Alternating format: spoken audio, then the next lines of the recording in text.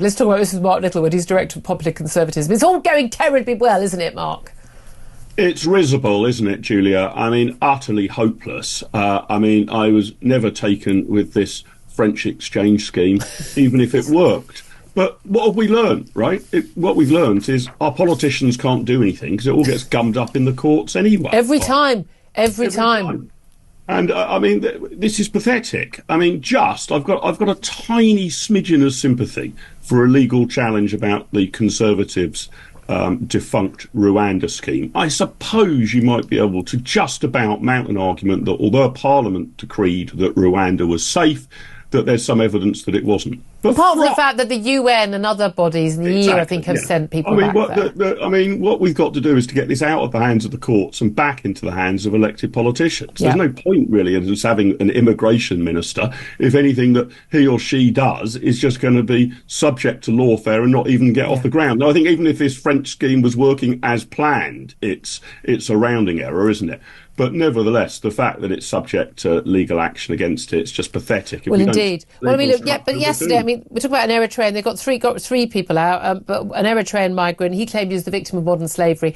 He didn't remember to mention this when he was first interviewed, but 3 days later, after assuming a refugee lawyer had got in touch, it turns out he was a victim of modern slavery and he needs more time to make his claim. But lawyers for the Home Secretary have been warned that the temporary block was causing real damage, they say, to the public interest. Well, yeah, but as you say, even if this scheme worked, even if they got it up to the pilot scheme aim of about 50 out and 50 in a week, we're still no better off, are we?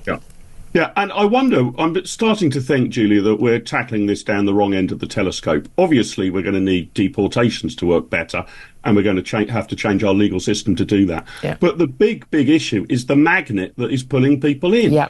If you are willing to offer rooms in hotels, a very high chance of staying, lots of welfare, free work on the black, work on the black market, £300 taxes to your doctor. Yeah, if all of that is on offer, then, I suppose you can gather up a handful and kick them out, but they are going to be arriving literally by the boatload. Yeah. So you've got to change that magnetic pull factor. If you don't do that... Absolutely. And by all accounts, the boats are getting bigger and bigger and bigger, so we have fewer boats. They go, there are fewer boats, but they're now carrying, 65 migrants when they used to carry 30 migrants. But apparently they're going to be moving to, 18-metre... we are how on earth? We are talking about a huge boat. These are like sort of yacht-sized boats, dinghies, which are going to be even more dangerous with hundreds of people on board. God knows what deaths we're going to see. But then, you choose to get on one of these things. Frankly, you're taking your own chances, in my view. Yes, I can sort of see that argument. I think where we've got to be practical and realistic is you were mentioning earlier in the show, Julia, that sort of if Europe wants to open its borders country to country, so be it. But we're an island, it should be easier. Yeah. I wonder if that's the case. I don't know what the total length of the British coastline is. It's going to be colossal.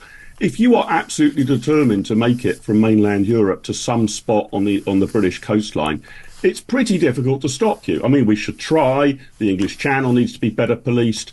But we basically, despite being an island, or perhaps because we're an island, we have pretty porous borders. It's not that difficult to set foot on a British beach and make it inland. So that being the case, I'm of the view that, by all means, we've got to change the legal system, make it easier to kick people out. We probably need a third country to render people to for these cases like, here is the evidence that I was in modern slavery.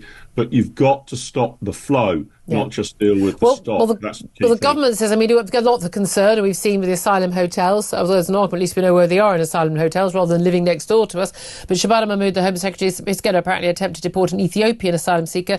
Let's call him what he is. He's a legal migrant. Within weeks, he was jailed for 12 months yesterday for sexually assaulting a 14-year-old schoolgirl and also a woman who tried to protect her. He said, I want to have your baby, touched her on the thigh. It just blatant. He arrived days earlier. This prompted all these protests outside the Bell Hotel in Epping. And again, that thing that never happens has happened again. And he's been jailed for 12 months, but of course it won't be 12 months. It'll be a few months at best.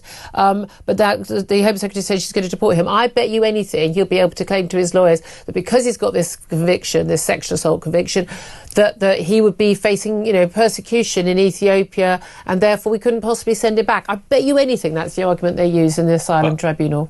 Yeah, you could well be right. And this is where we need some completely straightforward black and white rules, right? It needs to be, I think, if you have committed an offence which could lead to a prison sentence, you're out. No questions, no issues. Don't care what happens to you after it's not you a know, problem. that is on you. You made it here. You were not obliged to sexually assault someone or commit a criminal offence. You chose to do so. Here, I'm afraid, is the punishment. But we are going to be so gummed up in human rights laws and refugee conventions and modern slavery conventions.